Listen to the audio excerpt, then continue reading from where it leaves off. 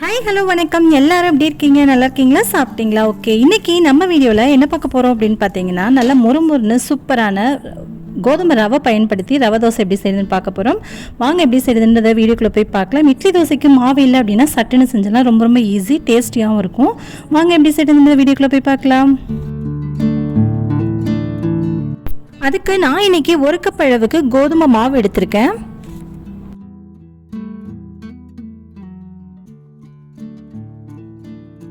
அதே கப்பால் 1/2 கப் அளவுக்கு கோதுமை ரவை எடுத்துக்கலாம்.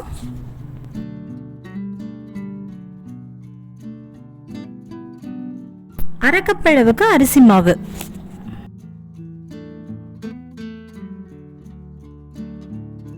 தேவைக்கேற்ப உப்பு சேர்த்துக்கலாம்.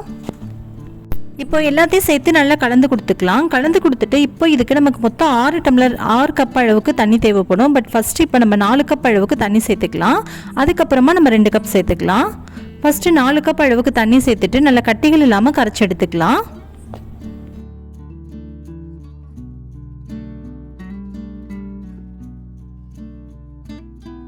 கைகள் வச்சு கரைச்சி எடுக்கும்போது ரொம்ப ஈஸியாக இருக்கும். இங்கே பாருங்கள், நல்லா கட்டிகள் இல்லாமல் நீட்டாக கரைச்சி எடுத்தாச்சு. இந்த அளவுக்கு மாவு வந்ததுக்கப்புறமா இதை அப்படியே நம்ம ரெஸ்ட்டில் வச்சிடணும். ஒரு அரை மணி நேரத்துக்கு அந்த ரவையெல்லாம் நல்லா ஊறி வரணும். அது வரைக்கும் தட்டு போட்டு க்ளோஸ் பண்ணி வச்சிடலாம்.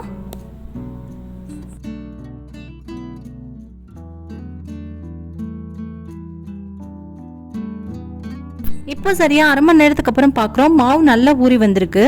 மாவெல்லாம் அடியில் நிற்குது, மேலே தண்ணியாக இருக்கனால நல்லா கரைச்சி விட்டுக்கலாம். ஒரு தடவை நல்லா கலந்து கொடுத்துட்டு இதில் தேவையான பொருட்கள் சேர்த்துடலாம். என்னென்ன அப்படின்றத பார்த்துருவோம். அரை இன்ச் அளவுக்கு துருவிய இஞ்சி எடுத்துக்கலாம்.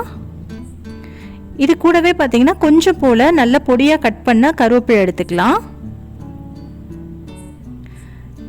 இது கூடவே 1/2 ஸ்பூன் அளவுக்கு சீரகம் எடுத்துக்கலாம்.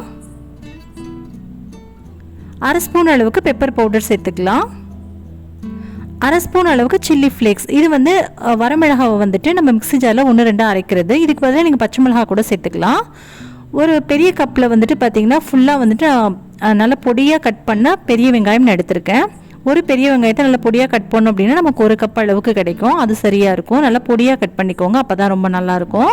இது நல்லா ஒரு தடவை கலந்து கொடுத்துக்கலாம். ஒரு பக்கம் தோசைக்கல்லை நல்லா சூடுபடுத்திட்டு இருக்கேன். தோசைக்கல் நல்லா காஞ்சிட்ருக்கு. நல்ல சூடான கல்லை ஊற்றும் போது இது ரொம்ப நல்லா வரும். இப்போ பாருங்கள், கல் நல்லா சூடாக இருக்குது. இது நம்ம எப்பவும் போல் ரவை தோசை ஊற்றுற மாதிரி அங்கங்கே அப்படியே ஸ்ப்ரெட் பண்ணி விடணும். இங்கே பாருங்கள், இது மாதிரி தான் இந்த தோசையை ஊற்றணும். நார்மல் தோசை மாதிரி ஊற்றணும் அப்படின்னா வராது. எங்கெங்கெல்லாம் ஹோல்ஸ் இருக்கோ அங்கே எல்லாத்தையுமே ஃபில் பண்ணுற மாதிரி அப்படியே தெளித்து விட்ட மாதிரி விட்டுக்கோங்க. சுற்றிலும் தேவையான அளவுக்கு எண்ணெயோ நெய்யோ அது மாதிரி எது வேணாலும் விட்டுக்கலாம். நான் இன்றைக்கி கடலெண்ணெய் சேர்த்துக்கிறேன். சேர்த்துட்டு இதை மூடிலாம் வைக்கக்கூடாது, அப்படியே நல்லா ஓப்பனில் அப்படியே வேக வச்சிடலாம். தோசைக்கல் நல்லா சூடாக இருக்கணும், அதே மாதிரி ஹை ஃப்ளேமில் தான் இருக்கணும். நல்லா இந்த அளவுக்கு நல்லா மொறுமொறு வந்ததுக்கப்புறம் சைடெல்லாம் அதுவாகவே எழும்பி வரும். அந்த அளவுக்கு விட்டுடலாம். இன்னும் கொஞ்சம் நேரத்தில் தோசையை எடுத்துடலாம். இங்கே பாருங்கள், பார்க்கும் போதே தெரியும் நல்லா சைடெல்லாம் நல்லா மொறுமொறுன்னு சூப்பராக வந்திருக்கு. இப்போ அப்படியே தோசையை எடுத்து திருப்பி போட்டுடலாம். அவ்வளோதான், நம்மளோட சூப்பரான கோதுமை ரவை தோசை ரெடி ஆகியாச்சு. கண்டிப்பாக ட்ரை பண்ணி பாருங்கள், ரொம்ப ரொம்ப டேஸ்ட்டு சூப்பராக இருக்கும்.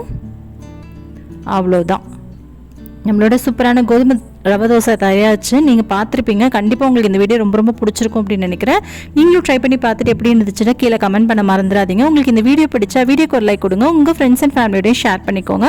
மறக்காமல் நம்ம சேனல் கவிஷ் கிச்சனை சப்ஸ்கிரைப் பண்ணிக்கோங்க. கூடவே வேறு பெல் ஐக்கானை கிளிக் பண்ணிவிட்டு ஆல் அப்படின்ற ஆப்ஷனையும் கிளிக் பண்ணிடுங்க. ஸோ தட் நான் போடக்கூடிய எல்லா வீடியோஸுமே உங்களுக்கு தொடர்ந்து நோட்டிஃபிகேஷன் மூலியமாக சேரும்.